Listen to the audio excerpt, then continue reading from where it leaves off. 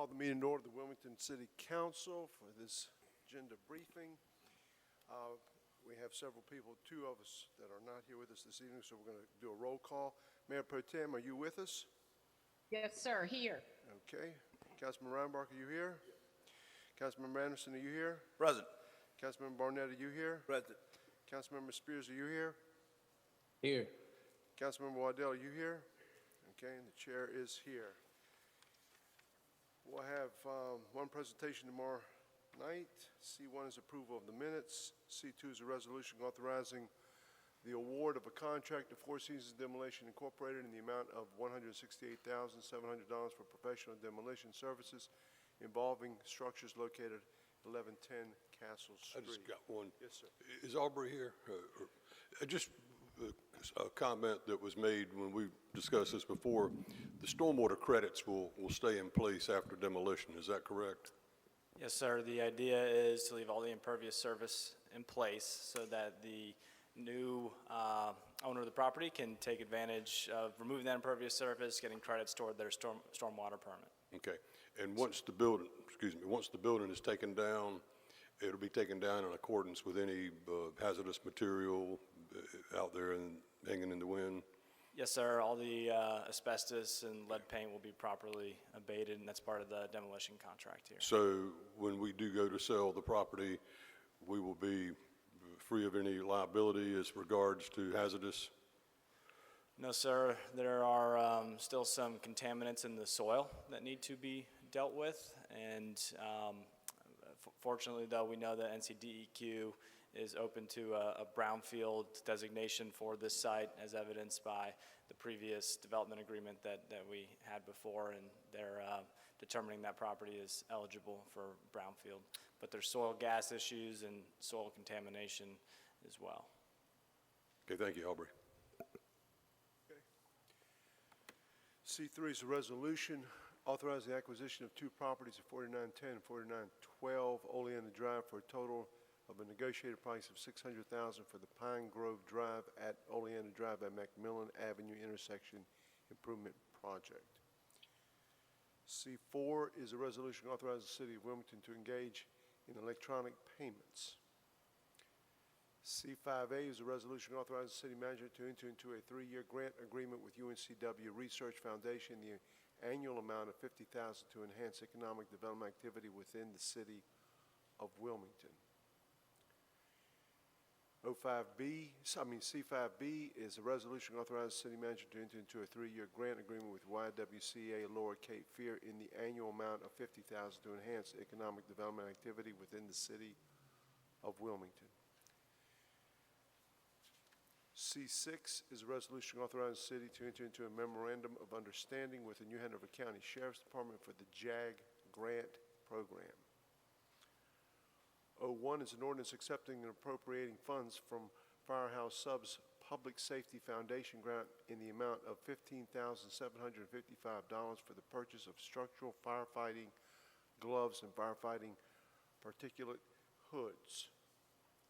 02 is an ordinance making supplemental appropriations to the Special Purpose Fund in the amount of $325 toward the purchase of special event insurance by the Wilmington Urban Area Metropolitan Planning Organization for the Brunswick Heritage Bike Ride. This is a donation. 03 is an ordinance making supplemental appropriations in the amount of $40,000 to the Special Purpose Fund for the creation of the WPD Law Enforcement Museum at Police Headquarters, utilizing $40,000 of North Carolina drug tax revenue. Mr. Mayor? Yes, sir. I have a couple of questions. And city manager may be better to, but how often do we receive these disbursements? That would be better answered by the police department. Okay.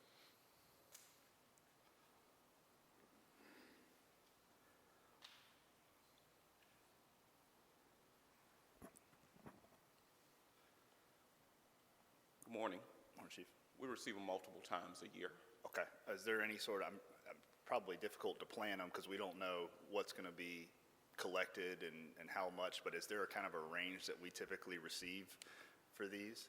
It can be as little as a few $100s all the way up to several $1,000s, depending on the case. Is this on the higher end of ones that we've received before? No, it all goes into an account, and the account develops. And then when we see our needs that are not budgeted in our normal budget, we'll go into that account and purchase items. Okay. Certainly understand the desire to do kind of like a legacy project, which I think this is. I would like to see maybe just us look at maybe setting up some sort of a scholarship fund for a child of a police officer or something that can kind of be integrated in the community a little better than a $40,000 museum. Is that something? How do we land on the museum idea, I guess is what my question is. Community engagement. We want to get the community into our building. I can go back to when I was a child and I visited the Wilmington Police Department down on Red Cross Street. And one of the things I remember are items that was in a display case. So we also have Boy Scout groups to visit our station, and basically we want to get community groups there to visit our law enforcement memorial and see the history of our organization, because we have years of artifacts going back to the early 1900s, and they're all hidden in a closet that no one gets to see, and I think the public needs to see that stuff. Where's the location that we're talking about putting this, just out of The curiosity? area outside of the public meeting room, our blue room, if you go down there now, it's very sterile, it's very sanitized, the walls are very bare, and we want to get that stuff out for the public and see it. Thank you. Thank you. Thank you, Chief. Next item of business is item 04, which is a resolution authorizing city manager to enter into a reimbursement agreement with 277 North Front Street LLC for the installation of utility services at 277 North Front Street. And then 05 is a resolution authorizing the city manager to enter into a reimbursement agreement with the Hive Expo LLC for the installation of utility fire service at 216 through 220 North Front Street.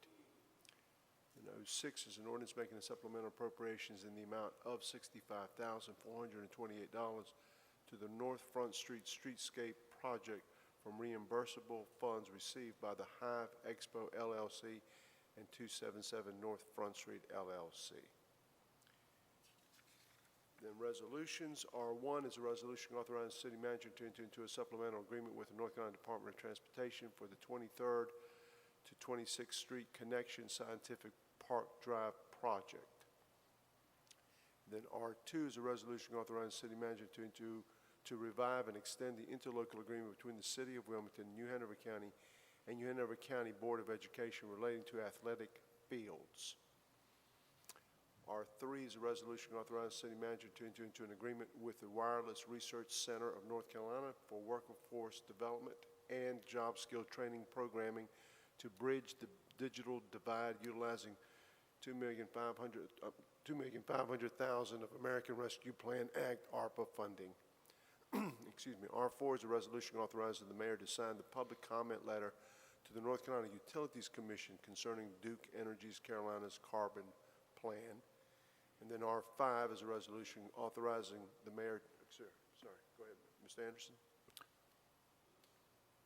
Who's the carbon plan contact? David Ingram can address this issue. Good morning. Dave, there's a lot in the long letter they have there.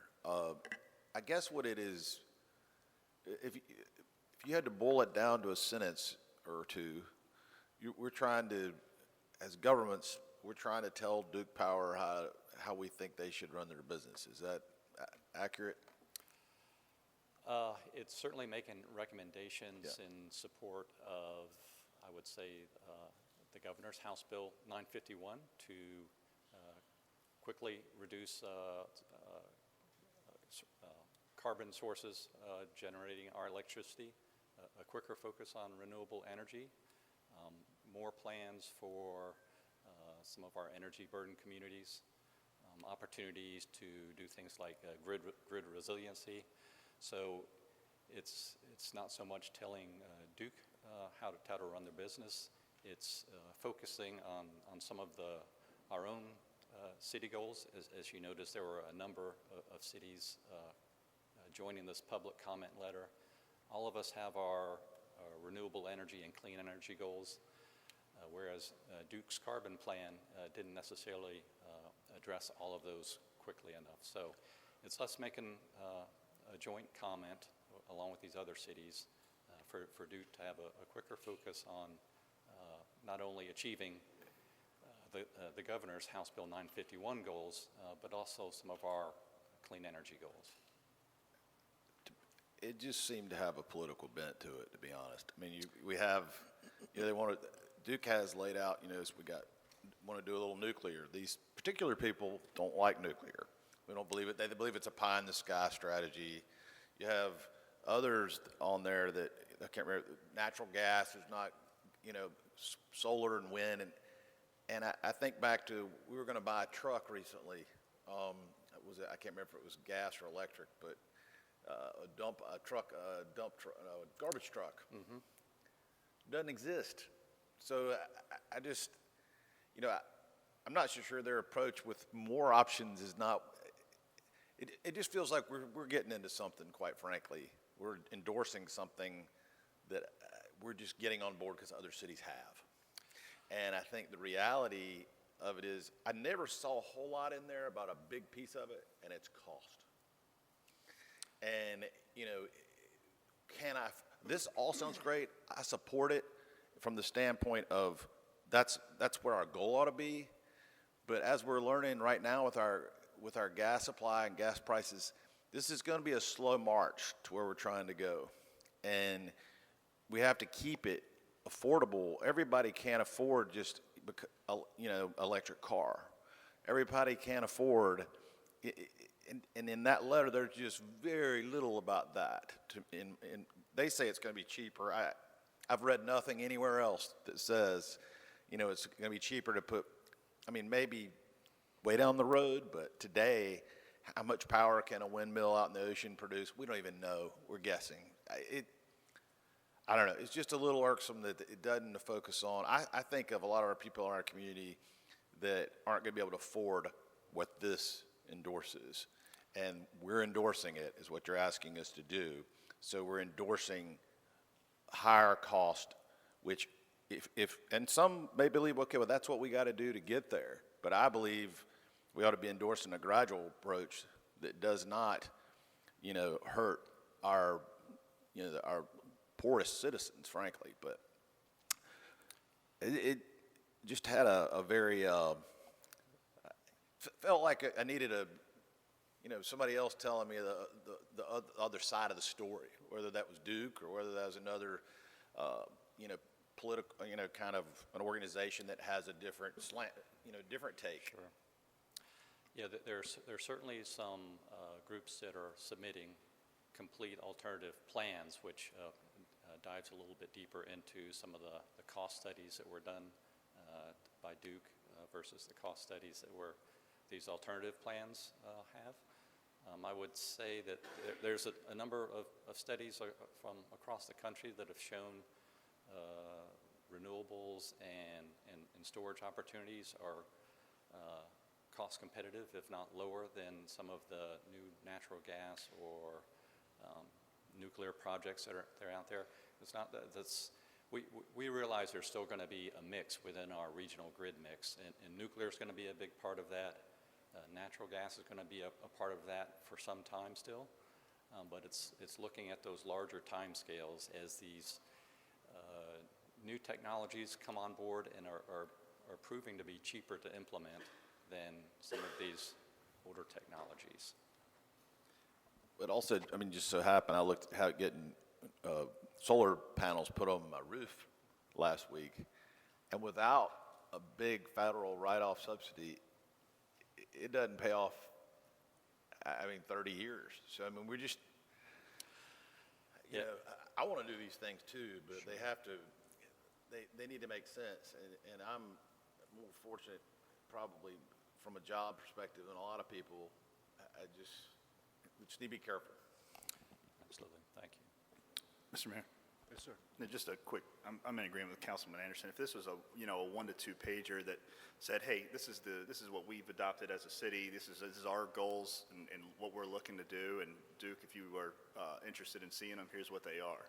Great, but a 50-page manifesto that's just jumping in because other people are seems reactionary without seeing, a whole lot of alternative information from Duke Energy. So just to echo Councilmember Anderson's points there, I'm in agreement.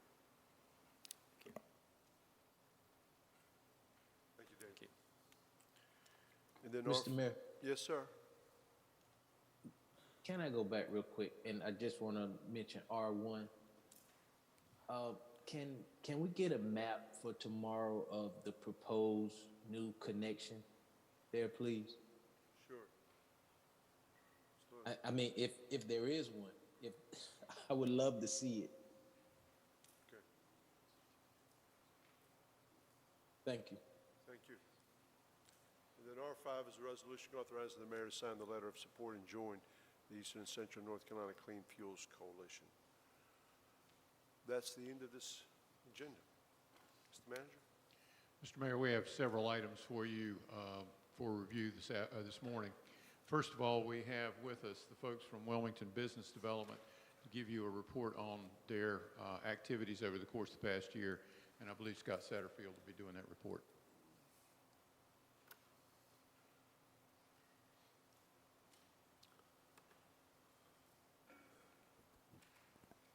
Scott, welcome.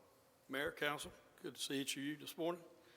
I also have Cliff Pyron here with me, our Wilmington Business Development Director, so we're glad to see each of you. We'll move forward with some of the activity that we've had in the last year, bring you up to speed on it. You saw a recent announcement last week regarding Project Speed, which is a $16 million investment, 75 jobs, $64,000 average salary.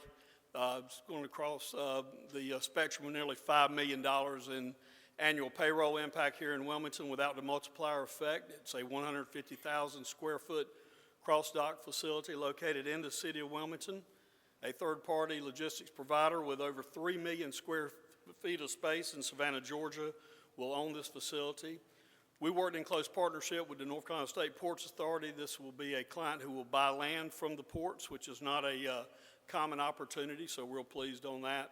They will do drayage and warehouse services for import and export customers, which will help drive future volumes at the Port of Wilmington as well. You folks with the city invested in an incentive policy package for them of $45,000 along with New Hanover County for $67,500 back in the first quarter of this year, and that project again was announced last week.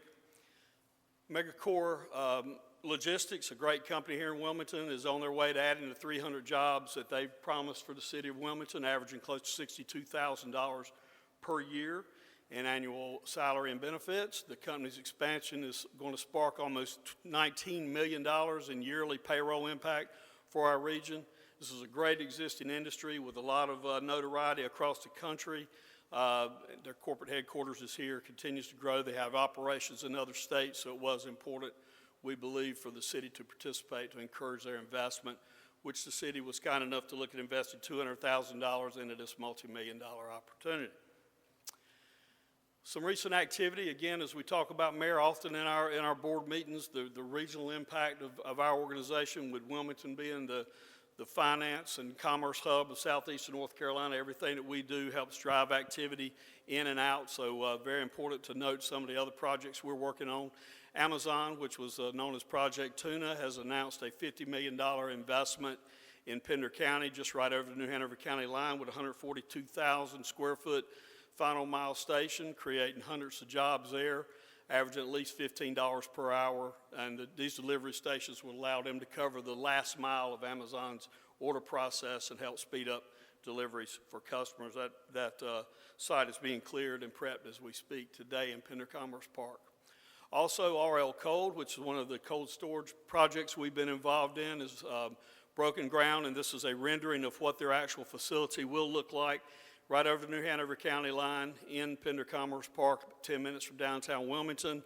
A $100 million investment in a cold storage facility, taking advantage of the proteins and the fruit and vegetable potential that there is in southeastern North Carolina. These facilities are very expensive to operate and to own, and very costly to build. We're excited about that, what that dimension will bring to our regional economy as well. Edgewater Ventures and CIL Capital both invested hundreds of million dollars into ILM Business Park at the airport, looking at 750,000 square feet of cold storage and distribution for the life science industry with CIL Capital. Also, 3 Class A business park buildings will be at 500,000 total square feet by Edgewater Ventures. So bringing product online in our area so that we have room to put new opportunities. Wilmington Trade Center, which is on Highway 421, is a 157,000 square foot shell building that we worked in concert with Edgewater Ventures and McKinley Builders to put up earlier this year, and that is full now with two tenants occupying that. Additional 250,000 square feet of planned investment there, again, to draw new companies to our region in our area. Again, Pender Commerce Park activity with their speculative building, 127,000 square feet, is totally leased out. You'll see in the back corner there, that's Acme Smoked Fish. In the foreground here is that actual facility. Again, driving investment into our region with multiple tenants and opportunities to enhance our commerce system here. This is a 32-foot clear building built to today's modern standards with the EFSR sprinkler system, 127 parking, 26 docks, 2 drive-ins, and this was done in partnership with Ram Capital Partners out of Winston-Salem. Also, that same gentleman and his investment team is putting a 145,000 square foot building, another speculative building in the process as we speak, on the site adjacent to that for future opportunities there. It'll be bay size, a minimum of 55,000 square feet, again 32-foot clear, with 40 dock doors and 2 drive-ins.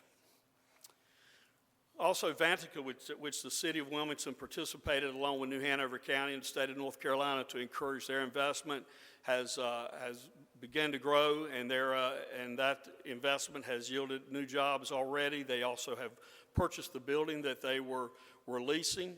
They're a leader in the fintech industry-leading cloud-based solution provider for association management companies all over the world. Cardinal Foods as well, another food processor that we've worked with, nearly $30 million investment and 50 jobs in Pender County. They are going to be the largest sweet potato fry operation in the United States. They also have IQF, individual quick frozen for berries and fruits and purees and things of that nature as well. Some of our 22 results are significant. Our members, allies, and partners have helped us direct nearly $500 million in new capital investment and conservatively 700 jobs for southeastern North Carolina. Again, companies like RL Cold, Vantica, CIL Capital, Edgewater Ventures, Ram Capital Partners, Megacore, Amazon, for sure, are providing great benefit to our community. Some pending announcements, which are both projects that the city participated in that we believe we'll see some runway here soon. Project Clear, nearly $85 million investment, 485 jobs, average salary of $131,000 per year, as well as Project Buckeye in the fintech sector, adding close to 200 jobs with an average salary of a little over $100,000 and a $25 million investment. So hopefully we'll see some fruit from those labors here sooner than later. Additional opportunities for you folks to know, we're very engaged with Thermo Fisher as it relates to what we know as the former PPD building. We're partnering with PPD and Thermo as well as JLL, who is representing the property, to help market this. The building offers 12 floors of office space, parking deck, great sunset views, and over the up-and-coming Brooklands Art District. It's 2 individual infill land redevelopment spots there as well, so extra opportunities with the rentable square footage, close to 400,000 square feet. And we're in conversations with a couple of different clients as we speak. The former Verizon Wireless building, as you all know, during the pandemic, Verizon kept its employees here but got out of the building, and the building has been purchased, and we're working with the new ownership on marketing that for some opportunities there. Great location and 1,200 parking spots. More to come on that soon. Wilmington Business Park, which is 500,000 square feet of heavy manufacturing facility off of Raleigh Street, 68 acres. It's the former American Crane building. We have 20 cranes of various heights and tonnage, direct rail service there as well. We're marketing that site and have some active clients looking at that as we speak. Great access to the port as well as rail connections through the North Carolina ports via the G&W and CSX Railway. So those are the things, Mayor and Council, that we've been involved in a very short encapsulation, respect your time, but very excited about what we've got going on and feel like the trajectory is very good for the greater Wilmington region. Mr. Robin Martin? Just as a little bit of history. When I was 10 years old, and that's been 65 years ago, my father worked for the Atlantic Coastline Railroad, and that was the payroll in Wilmington. I mean, we had B&W, we had Timmy Corporation, very small part of our overall payroll. And he came home one night at the supper table. He said, he told Mother and all the rest of us kids, he said, the rumor is that the coastline's leaving. And that's a big deal. I mean, my family on both sides goes back generations, and this is where our roots are, and couldn't think about leaving. But they did, in 1959, and unfortunately, my father died in an automobile wreck before that, so my family didn't move. But 750 families moved from Wilmington to Jacksonville. Some got to Richmond, some got to Savannah, but the great majority went to Jacksonville. Long story short, everybody pictured Wilmington as becoming a ghost town. And thanks to the foresight of our mayor, Dan Cameron, he put together a group of people aptly named the Committee of 100. And not only did they do a good job, they hit a home run. I mean, we got Corning, got General Electric, got DuPont. I mean, how big could you get? And then all of the domino effect that those industries caused. 421 lined up. It caused the hospital to grow, the university to grow. And it's been through iterations, Wilmington Industrial Development Corporation, and now WBD.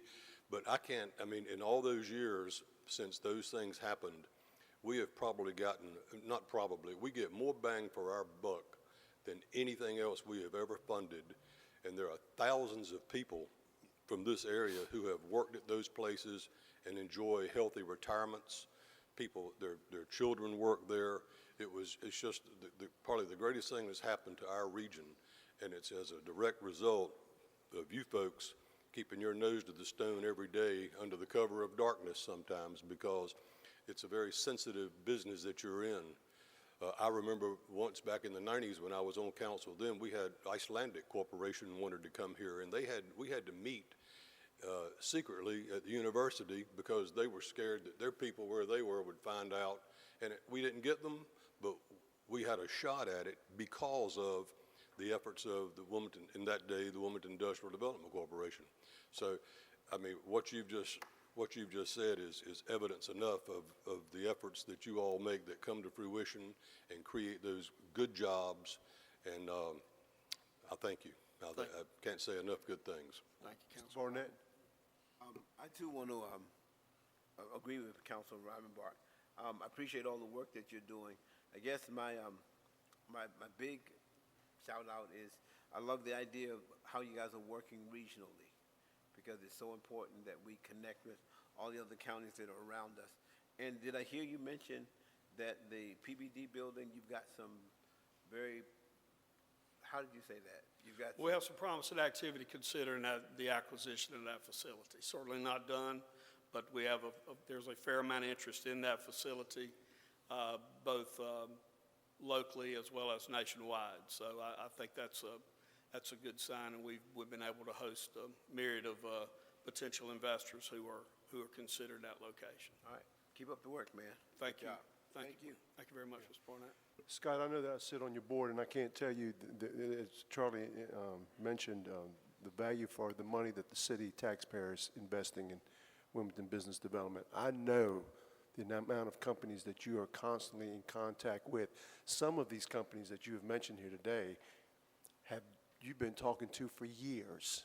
And people think automatically there's a company, come on over here. It doesn't work that way. These companies look at Wilmington, they look at the Southeast region, they look at other states, they look at other communities, they evaluate, they're constantly evaluating. Some grow, some don't grow, some make a decision quickly, some don't make a decision quickly. But you have been, and your team of 4 people, by the way. It's not an organization of 100 individuals, 100 employees, or 50 employees. It's 4 people there that are making these kind of investments or helping to make these kind of investments in our community. You raise the majority of your own money, and you do a tremendous job for our community, not only Wilmington, New Hanover County, but also Pender County. And at times, I know that you've worked with companies that have relocated into Brunswick County, even though we don't have the direct link. I know that you've assisted in some of those when they've made the decision to go to Brunswick County. But it's a regional effort, as Councilmember Barnett had alluded to, that I see, that I like, and that working relationship between all party lines, not party lines, but political lines in Pender, Brunswick, and New Hanover County, and the city of Wilmington, that has paid dividends for our community, and that relationship building that you've done over the years, and what Wilmington Business Development has done has been outstanding. So congratulations. I mean, that's outstanding work, a lot of jobs coming, good pay, and just keep up the great work over there. That's all I can tell you. And I know how long, and I know a lot of those things that are still up on your chalkboard, there's businesses that you're still working on evaluating. I would imagine that you'll get the majority of them to come here. So congratulations, good work, and good work to the whole team out there. Thank you, Mayor. Thank Very you. much. Appreciate it very Appreciate much. it. Thank you. Thank you. Next, Mr. Caudle. Mr. Mayor, staying in the same vein, we have Johnny Griffin with the Wilmington Film Commission to give you an update on their activities for the course of the past year or so.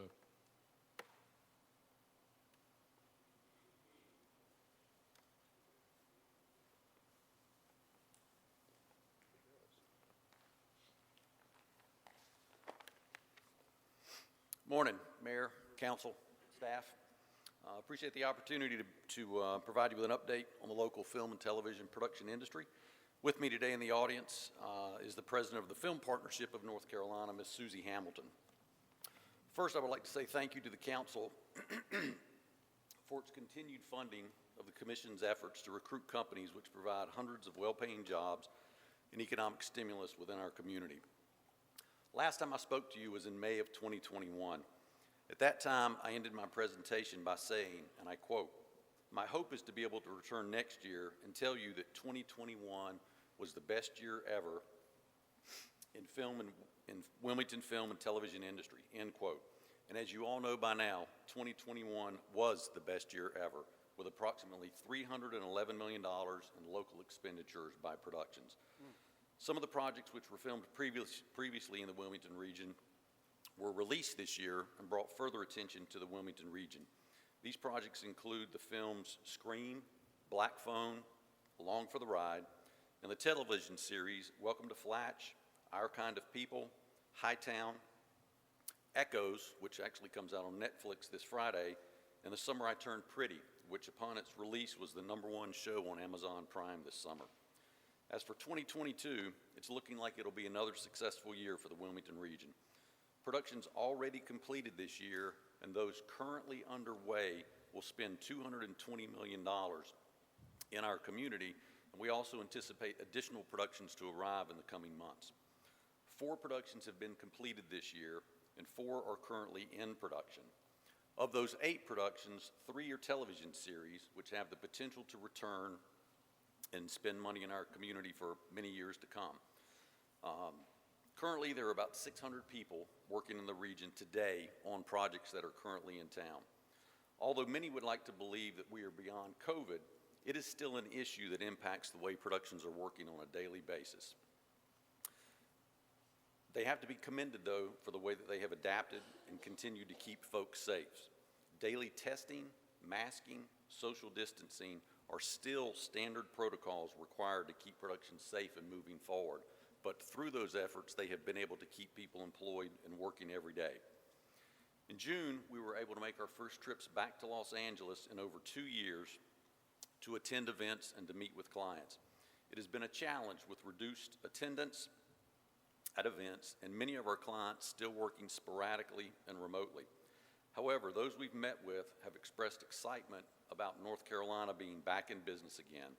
They say that North Carolina is definitely under consideration as they make decisions about where they're going to work. As you're aware, in October, the city granted $450,000 to the Film Partnership of North Carolina to initiate and conduct a job training program, specifically for the film and television industry, and in order to increase the availability of talented crew, and more specifically to aid in the creation of a more diverse crew base. The Partnership of North Carolina reports that since the start of the program in March, it has employed 40 interns on 5 productions. Of those 40 interns, 40% of them represent historically underserved communities and include both African American and Latino representation. The Commission looks forward to continuing to work with the partnership as it strives to increase and diversify the local crew base. At this point, we do not see any reason for business to slow down. Production is still at an all-time high, and our clients continue to enjoy the benefits of working in our region. All of our clients, without exception, are continually expressing a desire to return to the area and bring yet additional business here. In closing, I would like to point out, as always, that we need to not forget to say thank you to our tireless legislative delegation who remain vigilant about protecting the NC Film Grant and looking for opportunities to grow this program, without which the region would not enjoy these successes. Once again, I look forward to returning in 2023 and sharing with you that 2022 was yet another banner year for us. Thank you. Johnny, I just want to say, I know I sit on your board, and you know, in 2010, when the film credit went away, everybody in this state said film was gone. It was done, finished. And I will say it was because of this film commission and that gentleman right there, working with our legislative delegation in Raleigh, and the relationships that he has built over the years, both Republican and Democrat, conservative and liberal, that now we have the largest year ever. Because people said it couldn't be done, and we figured out a way to get it done by working with the legislature, we're working with the leadership there, and making it a reality. And this is why we fund organizations like this, and I just cannot commend you for all of the hard work that you have done to make certain that we're still #1 in film, and that's a great testament. And just to see the jobs that have been created, the amount of money that has been spent in this community, one of the cleanest industries that you can ever recruit to your community, and the amount of people that have come here because of it has been outstanding. So, John, I can tell you is keep up the great work. Your relationship building with the legislature and with others has been outstanding, and just keep doing what you're doing, buddy. It's been phenomenal to watch. Thank you. Got a Yes, sir, Mr. Barnett. Yeah, thank you. Great report. You mentioned the money that we gave you to help with diversity, and you mentioned that 40%. What are some of the challenges you're having with reaching diverse populations? Would you be able to? I don't know if you would like for Susie Hamilton with the Film Partnership to maybe address that. She's the She one that's talks working too on much. the job training I program. mean, yes, of course. Thank you.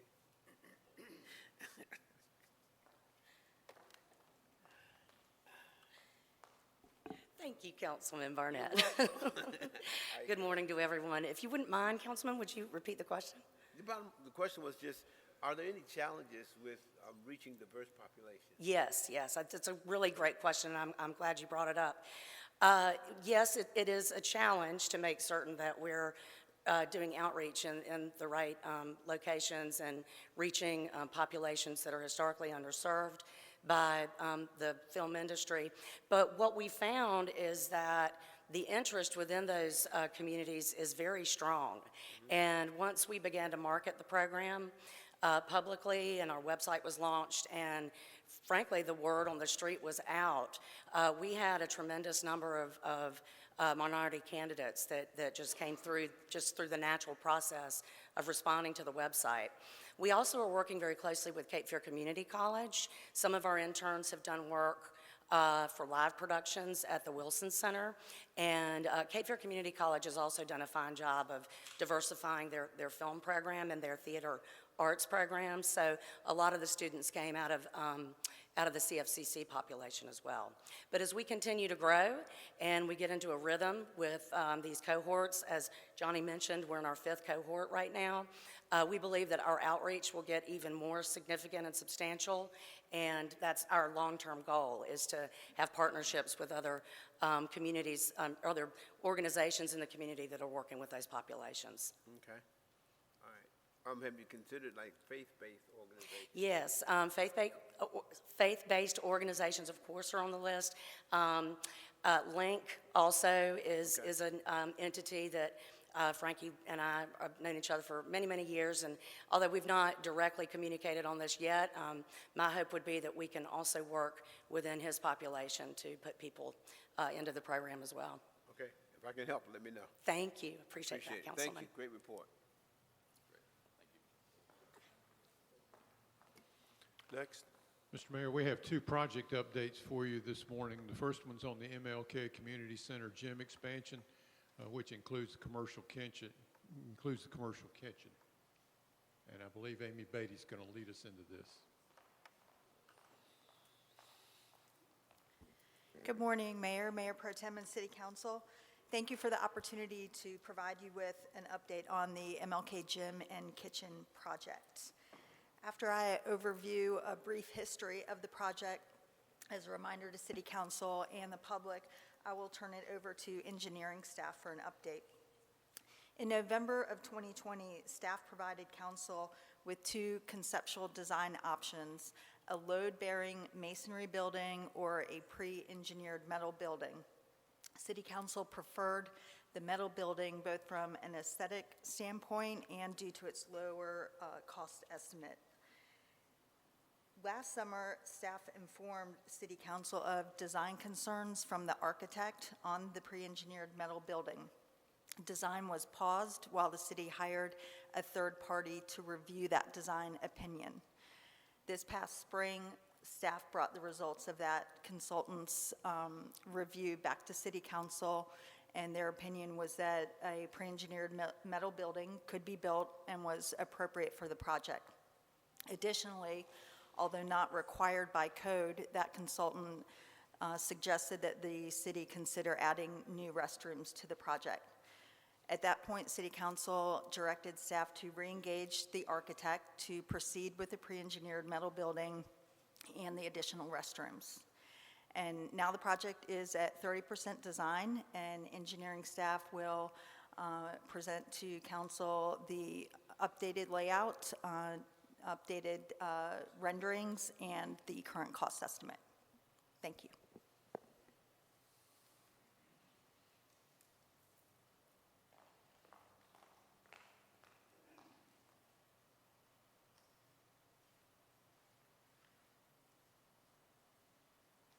Good morning, Mayor, members of the council. Bring that microphone. Speak in the microphone. Can you hear me now? Very good. Good morning, Mayor, members of the council. My name is Matthew Hart. I'm the project manager for the MLK expansion. Amy just went over this brief scope of timeline. Like she said, right now we're entering the 30% design development phase.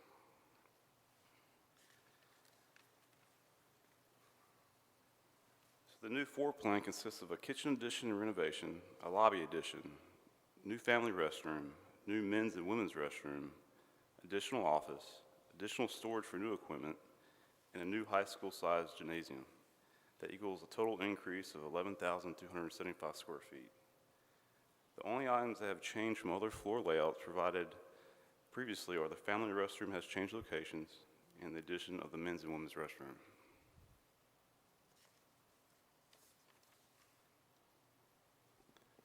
So viewing the MLK Center from H Street, the rendering on their left is the most recent concept for a pre-engineered middle building.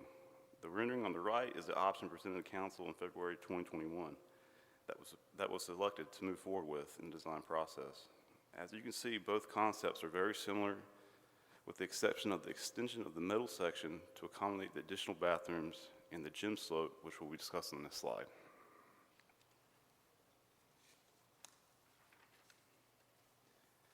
Viewing the building from the park, the south and east side of the concept also very closely resemble the option presented in February 2021 that was selected by council. However, the roof slope has been changed to run west to east for economics. With the low edge of the east, it has reduced the gym's required clear span, which also reduced the size of the pre-engineered middle building main frames. The main frame depth was reduced such that we could accommodate the column depth within the building interior without needing to make offsets to the exterior wall. Removing the offsets also lets the metal building system support brick without needing additional metal stud framing.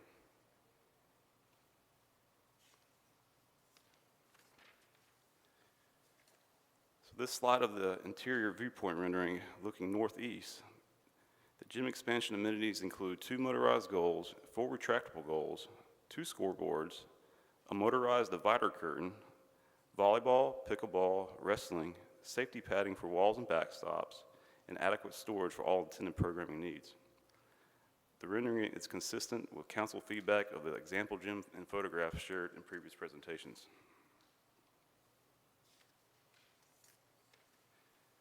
All right, looking at our current schedule, we are tracking for a first quarter of 2023 design completion date, construction start in second quarter of 2023, and a total completion of the project in March 2024.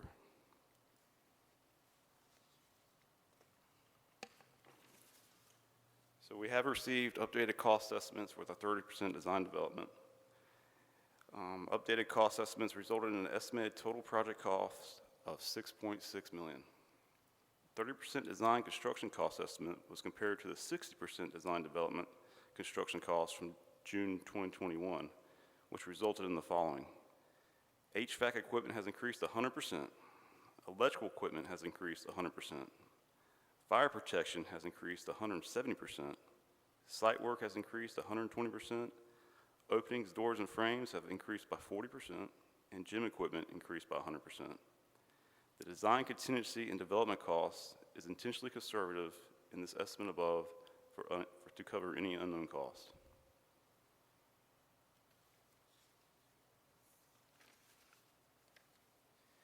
Available funds in current allocated ARPA funding for the kitchen addition and renovation is approximately $4 million. Assuming that the current 30% design development probable cost of construction estimate in fact reflects construction costs at the midpoint of construction, then approximately $2.6 million in additional funding will be needed to complete the project. Any questions? And that estimate's at 30% design, is that correct? That's correct, sir. So what is the general opinion as to what it's going to end up when you come back the next time, when we get to 60% or wherever? I mean, certainly the 2.6 is not set in stone. You're correct with that, sir, but I do not think we'll need any additional funding. Usually at your 30% design, you do have a 50 to 100% range of that estimate. As we move forward in design, it will be more refined. Say that again? It will be more refined. And we did have 8.6% escalation in this estimate, which is kind of reflects what our current inflation rate is. Okay. So it's your opinion, in my opinion, that the 2.6 million delta is going to be the same down the road? Absolutely. I'm going to remember that. Yeah. Thank you. Mr. Barnett, then Mr. Yeah, Anderson. I guess I'm following up on that question because I heard you say that usually when you get to a project like this, if you get 30% design, that's basically what you're going to pay for. Like even if material goes up another 100% or whatever. Well, that's out of our control there. Say it again, I apologize. That's out of our control there. Right, right. So would that not improve, would that not increase the cost? It will increase the cost, but there is enough contingency in this estimate right now, I believe it will be able to cover it. Okay. All right, and then my second question is, we had that issue with the design. Remember where we wanted one thing and the contractor says, no, I think you ought to do this. Now that was straightened out, right? Is that why what was the timeline before this? Like was this due to be finished by the end of this year or next year or? I believe so, sir, yes. We approximately had a 1-year delay on this project. Okay. All right, thank you. Yes, sir. Mr. Anderson? Tell me your name again. Matthew Hart? Matthew, perfect. I think that oddly, the addition of the bathroom, the way it just, the architecture of it looks better, frankly. It breaks up that side. You don't just have that, has a little face to it. Just remind me, that going off my sense of direction, that the wall that has the glass that runs all the way across it, that's a eastern exposure? That is correct. Okay. So that makes the vertical on the other side south, right? Correct. I guess I can see where the cost comes, you're not having to span so much. You do lose that little bit of shading, I guess you'd say, from where you used to have the cut in, right? Yeah, you had buttresses on the end there in previous renderings. What's the, I guess if you're running 2 courts, let me look at it. I guess I'm just, is the architect looking at the function of basketball as well? Oh, yes, sir, of Okay. course. I mean, I'm just wondering, I mean, Southern Exposure, let's think, if that's a Saturday afternoon, that's where it's gonna be, right? So is, we use some kind of glass there to keep it from just be, They got some kind of translucent glass with coatings on them, from what I've been told. And I've also asked the architect to make sure they really dial in on that and make sure they know what the luminosity is and Right. things of that nature, heat Okay. gain. Yeah. because it looks great. I would just, that change, I can see how it would change costs, and that's a good thing, but it was providing a little bit of shade, so just make sure though. And there's also alternatives you can install and modify the building later. You know, What was that? there's also other alternatives where you can modify the building later, just add-ons if that becomes an issue. Oh, I got you. Okay. Thank Anything you. off the market can be I purchased. just, I had a pretty good feel for the direction, but wanted to confirm. Thanks. Yep. Okay, anybody else? Mr. Mayor, Yes. Mrs. Spears? Tony, can you send me this presentation? Yes, sir. Thank you. Mr. Rumbar? Tony, when we get these, cost overruns or the estimates, significant like this, how does that affect other stuff that's coming into the pipeline? I mean, certainly it has to have an effect. Is there anything specific that you can let us know that's going to be put off, or? My understanding of this particular project is that cap balances will be used from other places, and there will be no need to delay any other capital items. But if you'd like to have a little further discussion about that, I can ask Mr. Moten to come to the podium. Well, that's okay. I'll take your assurance. Okay, thank you. Any other questions? But if it ever should, Yes, sir. that would be presented at this point. Yes, sir, absolutely. We'll be coming forward to you with a revision of the capital improvement program later that'll talk to you about redistribution of funding and scheduling thereof. Thank you. Hey, Tony, Yes, sir. it seems like all these dates have been set. You don't anticipate any stoppage, because we've delayed this project for 1 year. I know people in that community have been asking for this gym for quite some time, and they always ask me, how come Maids got done before MLK? We're set to go. Yes, sir. We All are set. systems go, right? We are set to go, barring some unforeseen circumstance. Yes, sir, we will be able to stay to that timeline. I Okay. will say that the previous circumstances were unforeseen as well. But this project and the Maids Park Gym, both have been top priorities. Obviously, Maids moved forward more quickly as a result of not having the hiccups in it. But yes, sir, this one remains a top priority and on time. Okay, very good. All right, good luck, thank you. Thank you, sir. And it's my duty to keep this project on track and hopefully within budget. You're the quarterback, let's get it done. Yeah, if I'm wrong about the budget, I'll eat a sandwich. How about that? Yeah. I got one more question. Sir, I'm Mr. sorry. Barnett. Yeah, Matthew, you mentioned pickleball, volleyball, what were those other? Wrestling? Wrestling, okay, 'cause we had talked about that. And is there a place to store wrestling mats? Yes, sir. So actually, I went out there with park staff and we did a mock-up of the current square footage that we plan to put in this project. And we have adequate space for walking room, extra storage, anything, for racks that we might want to put in there. So yes, we did our due diligence and we have plenty of room in the storage. Okay. And with pickleball, are you designing the floor for pickleball courts? or- Yes, sir. There are going to be markings for it. Okay. All right. Awesome. All right. Thank you, sir. Yes, sir. Thank you. Any more questions? All right. Moving on to the Encino Sports Complex.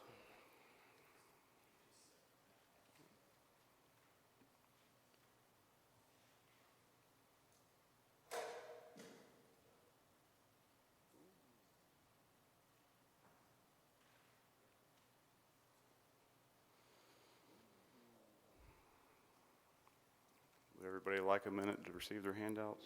Or can I get started?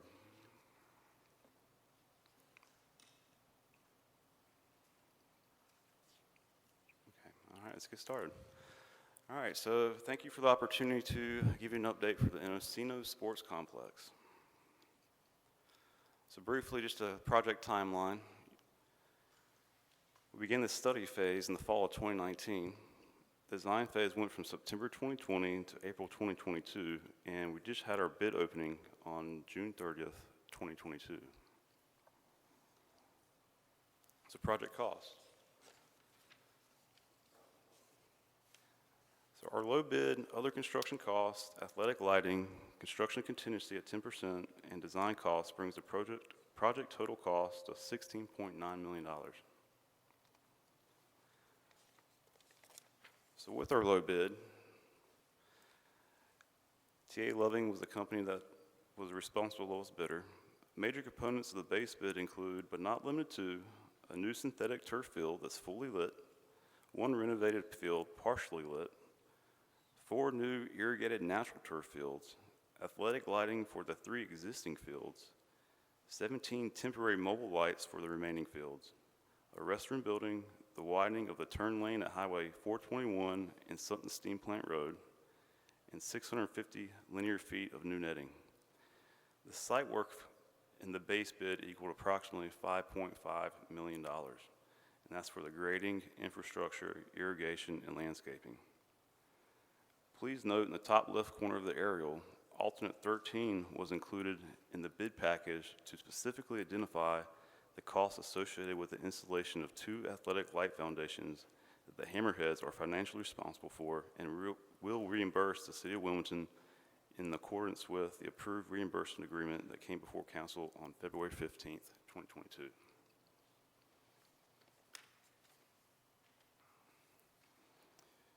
The current total available project budget includes the original Parks bond and contributions from Encino and the Hammerheads.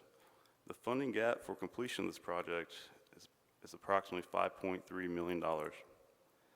Staff recommends award of the base bid and alternate number 13, which is Field 3 West Side, Field 4 East Side, light pole foundations.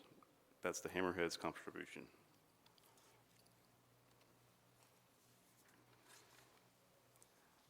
Several bid alternates were explored as part of this project. Alternate 1 was a gravel walking trail. Alternate 3A and 3B were the site prep for playgrounds. Alternate 4 was improved landscaping and gravel refresh. Alternate 10 was an under-drain system for the new natural turf fields. Alternate 11 was additional athletic light foundations for Field 4 of the west side. Alternate 12 was additional methane racks on the on the outside edges of the facility. And alternate 13 was the athletic lights, that's the Hammerheads contribution. Matthew? Yes, sir. Can I stop you for a second there? Mm-hmm. On the, going back to alternate 3A and 3B, explain to me what the 8.5 and 5.5 foot depth means. So what that means is we were going to remove all unsuitable soil and trash up to 8.5 foot depth and bring it back with suitable soil. Okay. And that was it. Okay. It's just prepping the ground. And the one for 5.5 foot, we're going to move as much soil, but we're going to put geogrid for stabilization. Okay. The alternates, including those are the ones that staff just deems not as important, or I know it adds cost, but I mean, some of those in there seem pretty significant in terms of importance. Do you have an opinion about that? All of the amenities are nice, sir. Just compared to our funding, we want to try to make sure we keep the price down on this, and these could be options in the future to be added. If I might interrupt, Councilman Rivenbark, in this particular case, these were particularly could be added on at a later time, and subject to funding availability. Also, you already got a $5 million overrun on this project, so. Yeah, that wasn't wasted on me, I saw that. Yeah. And so we were trying to trim this down as much as possible and then be able to focus on what we could do later in the program. And then finally, I'd say that similarly to the question that you asked a while ago about the MLK gym, this $5 million will come out of fund balance. And of course, there's not specific projects that it will necessarily affect, but it will affect borrowing capacity in the future. Thank you. Thank you, Matt. Mr. Mayor. Tony, so the 5.3 funding gap, is that going to be reduced to like 3.4 by removing these alternates 1 through 12? No, sir. It would be in addition to that 5.3 if we move forward with them. That's correct. Okay. I guess the one that, so essentially we're taking out everything on, this is page isn't numbered, but the alternate bid, we're taking out everything except what the Hammerheads are paying for. Correct. I mean, it's the biggest number, but it's still, I'm kind of like, how do you come back later and drain the fields? Well, I mean, I would think why you're, I mean, that seems to be the Well, one that would. Well, currently, there's not an issue with the natural turf fields that are there. Carson with the Hammerheads, he has confirmed that they don't really have a drainage issue. It was just a really nice to have best practice during design that we felt like it wasn't really needed, but we did want to get a price on it. Okay. And when you, I'm looking, I guess, at 10 through 12. When you say a foundation, I mean, is that just concrete on top of earth or under Yeah, the no, earth? they're drilled. What's that? They're drilled piers and filled with concrete rebar cage. So it's under the ground. Yes, sir. They go up to 30 feet. That's something you can come back later and do without disrupting everything. Yes, sir. Okay. And the methane, I mean, that just seems kind of safe. Well, kinda. what I mean, the I racks played are? golf I used to play golf in Charlotte on top of a dump.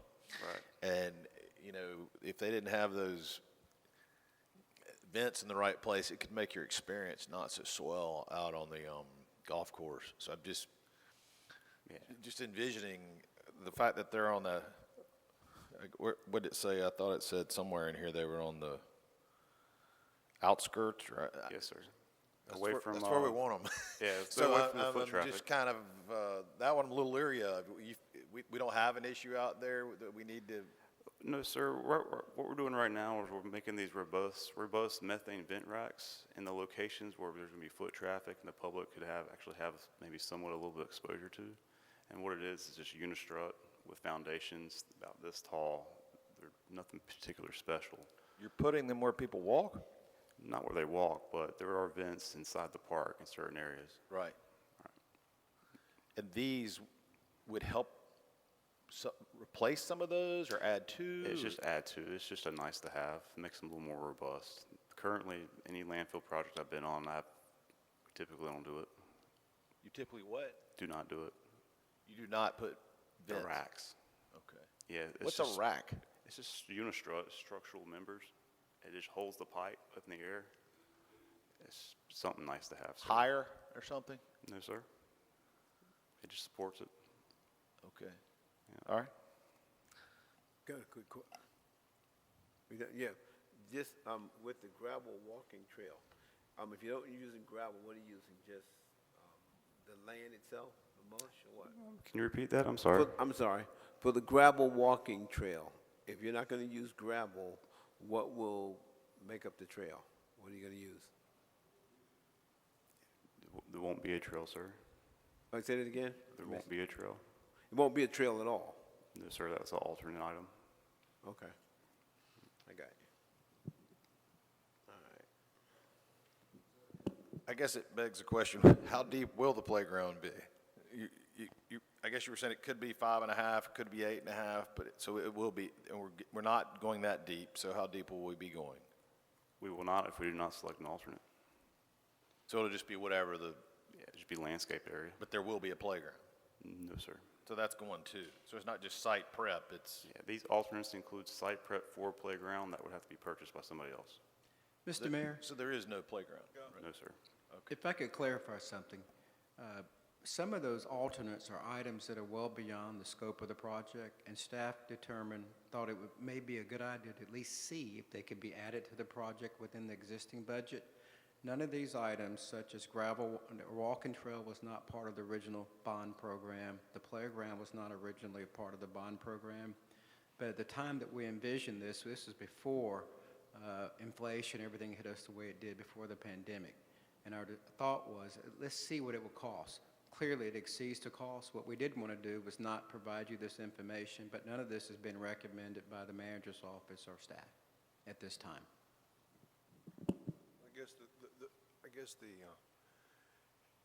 the thing here is that it can be added later. Yes, sir. Okay. It doesn't preclude that from happening at some point in time on a CIP project if you wanted to add the playground or anything else in there. Okay. Gotcha. So we're all systems go on this one too? Yes, sir. We're Okay. actually ready to award a bid on this one, I believe. And we'll be back September 6th meeting with a ordinance and resolution. Looking forward to it. As am I. Thank you. All right. Any more Appreciate it. questions? Any more questions? Okay. Thank you, sir. Thank you. Okay. Thank you, Mr. Mayor. We would request that you go to closed session for consideration of a couple of items. And I will have to do a roll call to go into closed session. I will make the motion for closed session as a motion to enter into a closed session pursuant to the provisions of General Statute 143-318.11, A3, A4, and A6 in order for the City Council to, number one, consult with and provide instruction to the city attorney regarding potential legal claims, including the case The Funk Yard LLC versus the City of Wilmington, file number 21 CVS 2790. Two, to discuss matters relating to the location or expansion of industries or other businesses, including potential economic development initiatives. And three, consider the qualification, competence, fitness, performance, and conditions of employment of public officer or employee. So who has made the motion? We have a motion made by Mr. Waddell, second by Mr. Barnett. Discussion. All in favor of that motion, I will now take an individual vote. Mayor Pro Tem, how do you vote? Aye. Councilmember Reinbach, how do you vote? Councilmember Anderson, how do you vote? Aye. Councilmember Barnett, how do you vote? Councilmember Spears, how do you vote? Aye. Councilmember Waddell, how do you vote? And the chair is an aye. That has been approved. We will now go to the city manager's conference room. Is that correct? Mr. Manager, if you could read the portion that goes Oh, yes, into I'm that, the sorry. bolded portion. And the last portion of this is that the closed session will be held in the city manager's conference room, and at the end of the closed session, council will reopen its public session and adjourn from that location without returning to the council chambers. Okay? So with that, we go into closed session. Mr. Mayor, the Governance Committee will take up across the street in the 305 Annex immediately following adjournment of this meeting. The audit committee will meet in the same spot, not the same spot.